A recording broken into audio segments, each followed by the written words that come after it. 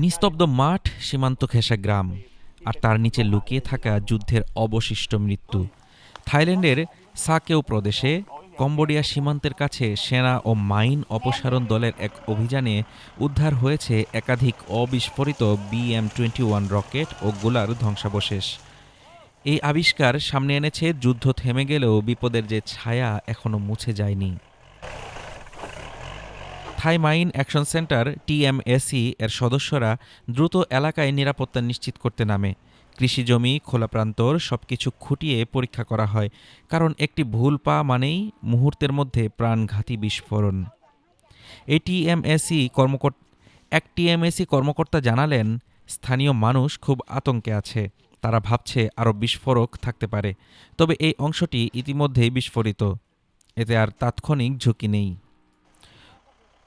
তবু ভয় কাটছে না, কারণ ডিসেম্বর থেকে নতুন করে শুরু হওয়া সীমান্ত সংঘর্ষে ১০০ জনের বেশি মানুষ নিহত আর প্রায় ১০ লাখ মানুষ ঘরছাড়া হয়েছে।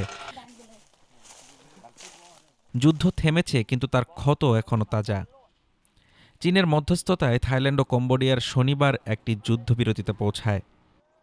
চান্থাবুরি প্রদেশের সীমান্ত চেকপোস্টে দুই দেশের প্রতিনিধিরা স্বাক্ষর করেন এই চুক্তিতে, কিন্তু শান্তির এই চুক্তি জন্মের পরপরই প্রশ্নের মুখে পড়ে। সোমবার থাইল্যান্ড অভিযোগ তোলে কম্বোডিয়া যুদ্ধবিরতি লঙ্ঘন করেছে। থাই রয়্যাল আর্মির দাবি ২৫০টিরও বেশি UAV থাই ভূখণ্ডে পাঠানো হয়েছে। অন্যদিকে কম্বোডিয়ার পররাষ্ট্রমন্ত্রী প্রাক সোখন বিষয়টিকে আখ্যা দেন একটি ছোট ঘটনা হিসেবে।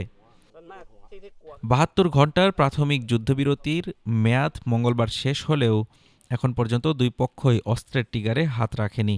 কোনো গোলাগুলি হয়নি, কোনো সংঘর্ষের খবর আসেনি। কিন্তু সীমান্তের মাটির নিচে চাপা পড়ে থাকা এই অবিস্ফোরিত রকেটগুলো যেন একটাই বার্তা দিচ্ছে, যুদ্ধ থামলেই শান্তি আসে না। শান্তি আসে তখনই যখন শেষ বিস্ফোরণটাও নিশ্চুপ হয়ে যায়। Desk report, Dhaka today.